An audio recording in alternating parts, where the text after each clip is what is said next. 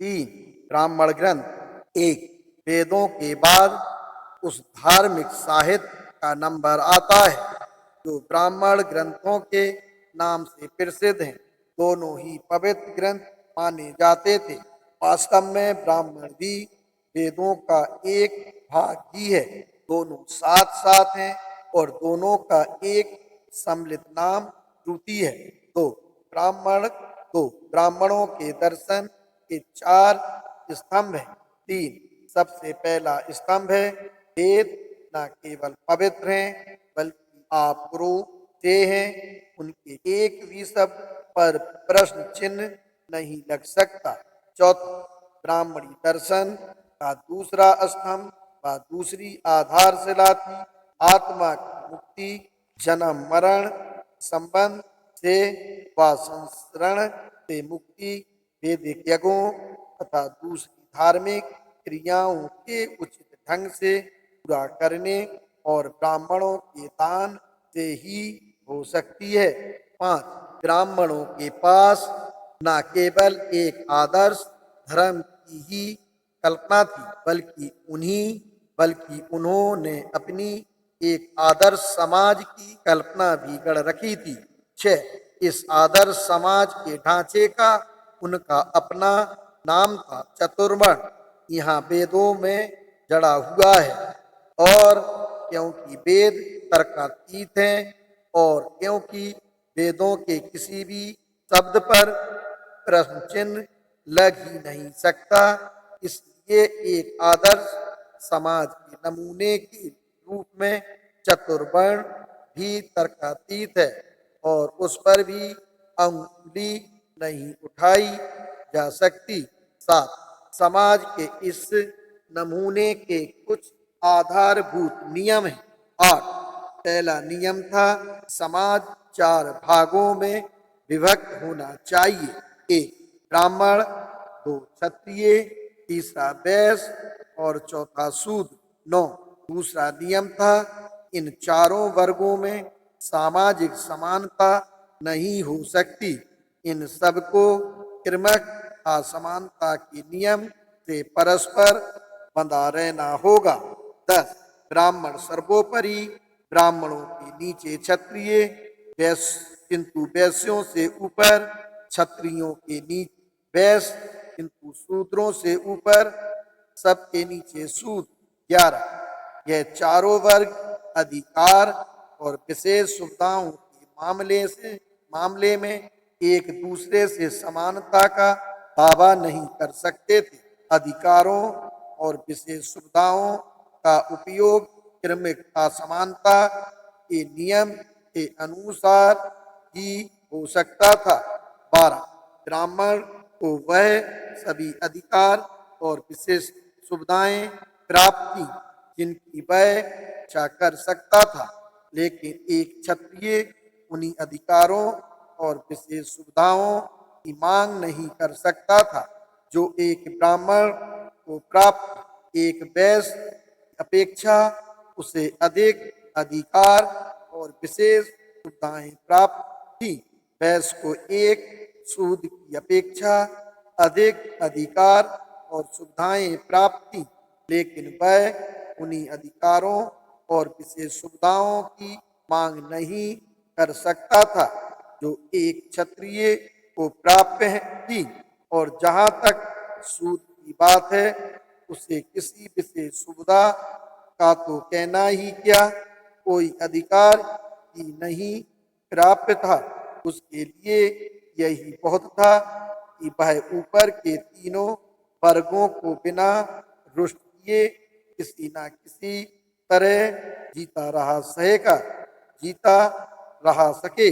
13 चतुर्वर्ण के तीसरे नियम का संबंध पैसों व जीविका के साधनों से था। ब्राह्मण का पैसा था पढ़ाना और धार्मिक संस्कार कराना। क्षत्रियों का पैसा था लड़ना, मरना, मारना। वैश्य का पैसा था व्यापार। शूद्र का पैसा था ऊपर के तीनों वर्गों की सेवा करना।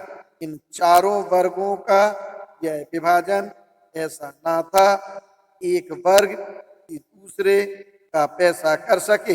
हर वर्ग केवल अपना अपना ही ऐसा कर सकता था। कोई भी एक वर्ग किसी दूसरे के पैसे में दखल ना दे सकता था।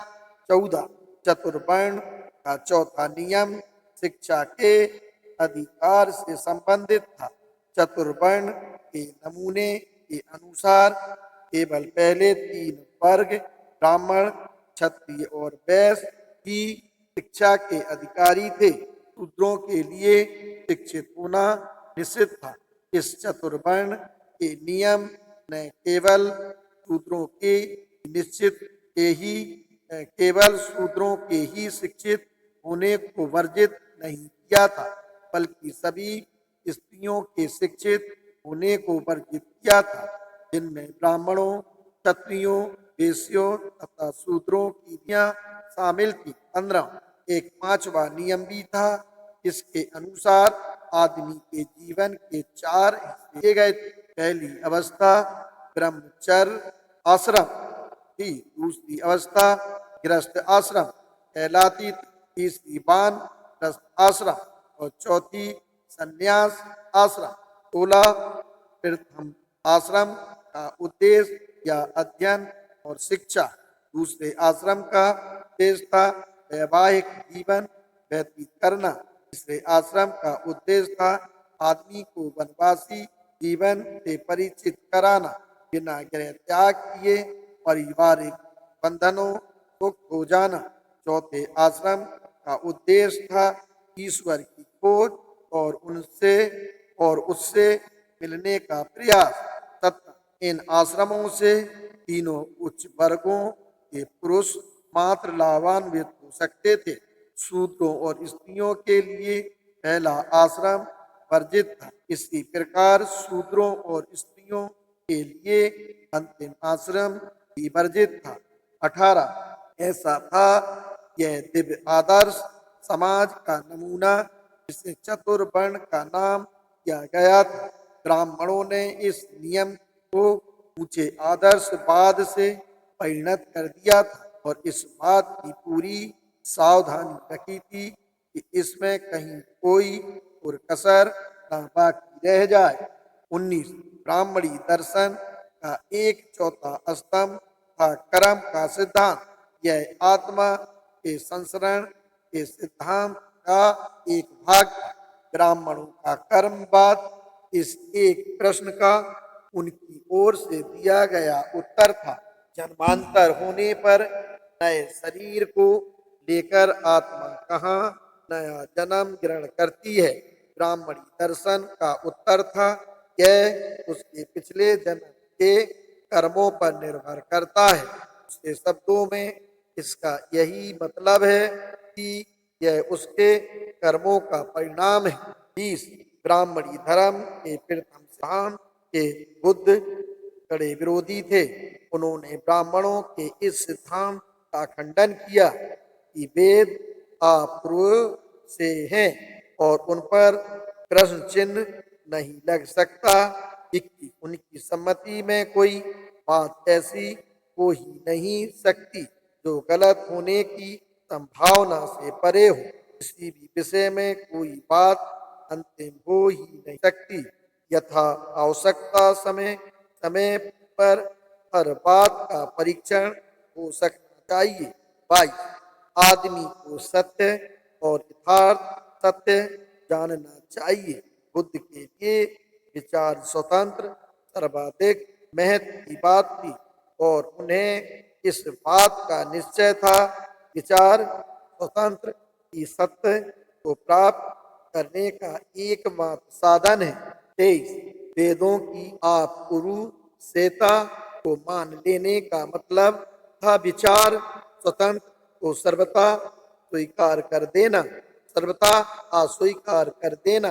24 कारणों से ब्राह्मणी दर्शन उक्त स्थापना उन्हें सर्वाधिक अप्रिय थी।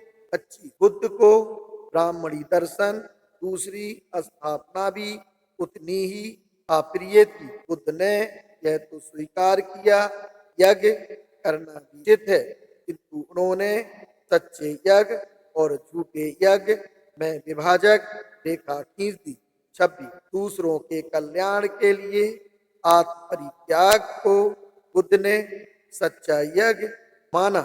आत्म स्वार्थ के लिए देवता को प्रसन्न करने के उद्देश्य से पशु की बलि देना बुद्ध ने झूठा यज्ञ बताया। 27 अधिकांश ब्राह्मणी यज्ञ देवताओं को प्रसन्न करने के लिए दी जाने वाली पशुओं की बलियां ही थी। बुद्ध ने इन्हें के यज्ञ कहकर इनकी निंदा की। यदि आत्मा मोक्ष लाभ के लिए किए जाएं तो भी बुद्ध उसके करने के पक्ष में ना थे। 28 यज्ञ विरोधी लोग यह कहकर ब्राह्मणों का उपहास किया करते थे, यदि कोई एक पशु की बलि देने से स्वर्ग जा सकता है, फिर शीघ्रतर स्वर्ग जाने के लिए अपने पिता का ही बलिदान क्यों नहीं किया जाता। उनकी बुद्ध इस मत से सर्वथा सहमत थे। 30 यज्ञ का सिद्धांत बुद्ध को जितना बुरा लगता था, उतनी बुरी बुद्ध को यह चतुर्वर्ण स्थापना लगती थी। ब्राह्मणवाद ने चतुर्वर्ण के नाम पर जिस प्रकार के समाज संगठन की कल्पना की, वह बुद्ध को सर्वथा अप्राकृतिक लगता था। इसका वर्ग श्रित स्वरूप अनिवार्य था और मनमाना था। यह किसी के हुक्म से रचित किए गए समाज के समान था। बुद्ध एक खुले और एक स्वतंत्र समाज के पक्षपाती थे। ब्राह्मणवाद का चतुर्वर्ण का एक जड़ समाज रचना थी। अपरिवर्तनशील एक बार ब्राह्मण के घर में जन्म ले लिया, हमेशा के लिए ब्राह्मण। एक बार क्षत्रिय के घर में जन्म ले लिया, हमेशा के लिए क्षत्रिय। एक बार वैश्य के घर में जन्म ले लिया, हमेशा के लिए वैश्य। और एक बार शूद्र के घर में जन्म ले लिया, हमेशा के लिए शूद्र। समाज रचना का आधार व्यक्ति का वह पद था, वह दर्जा था जो उसे गृह विशेष में जन्म ग्रहण कर लेने मात्र से प्राप्त था।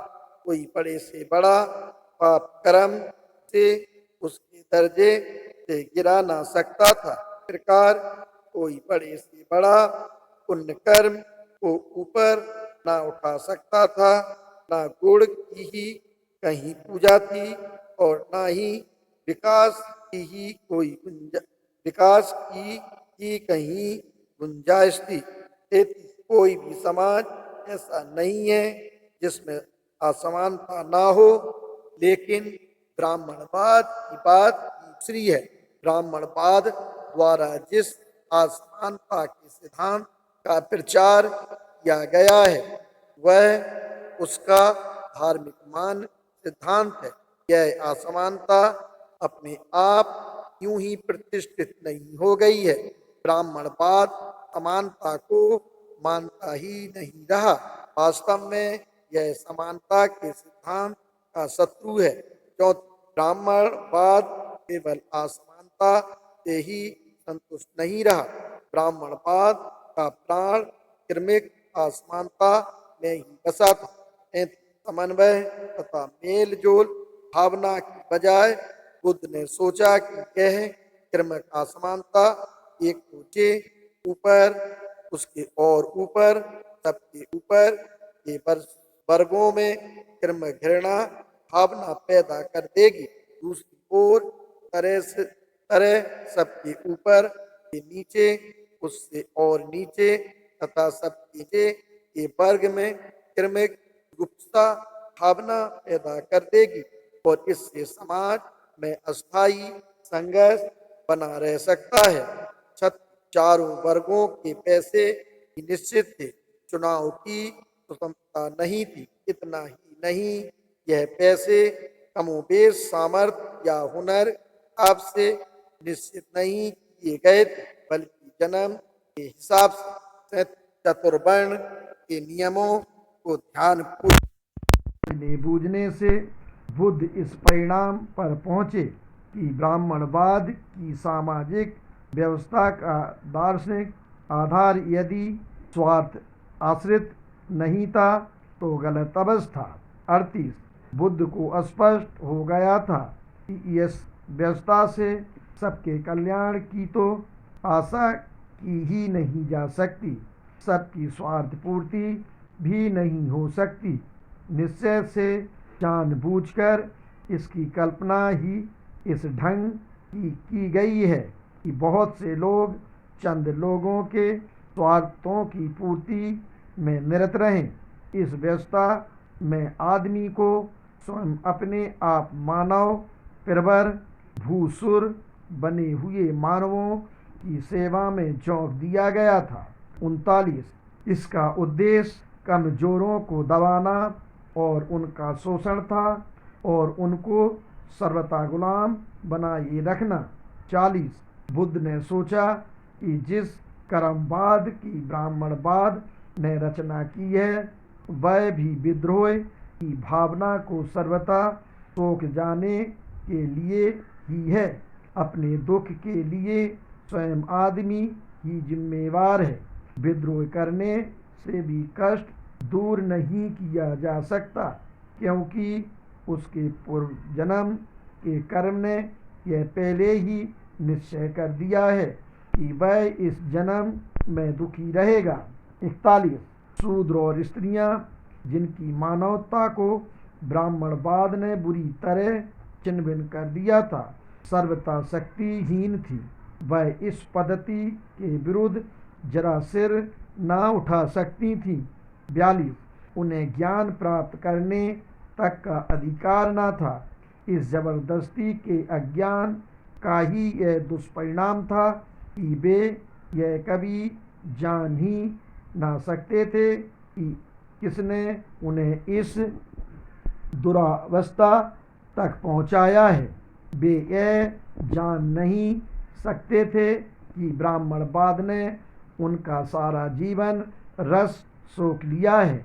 ब्राह्मणवाद के विरुद्ध विद्रोह कर उठने की बजाय वे ब्राह्मणवाद के भक्त और समर्थक बन गए। 43 स्वतंत्रता प्राप्ति के निमित्त शस्त्र उठाने का अधिकार आदमी का अंतिम अधिकार है, लेकिन शूद्रों से शस्त्र धारण करने का अधिकार भी छीन लिया गया था। 44 ब्राह्मणवाद के अधीन बेचारे शूद्र स्वार्थी ब्राह्मणों, शक्तिशाली क्षत्रियों और धनी वैश्यों के एक भयानक षड्यंत्र के शिकार मात बन कर रह गए। 45 क्या उसमें सुधार हो सकता था? बुद्ध जानते थे कि यह भगवान की बनाई हुई सामाजिक व्यवस्था बताई जाती है, इसलिए इसमें सुधार नहीं हो सकता है, इसे केवल समाप्त ही किया जा सकता है। 46 इन्हीं कारणों से बुद्ध ने ब्राह्मणवाद को सद्धर्म का जीवन के सच्चे धर्म का परम विरोधी मानकर अस्वीकार कर दिया।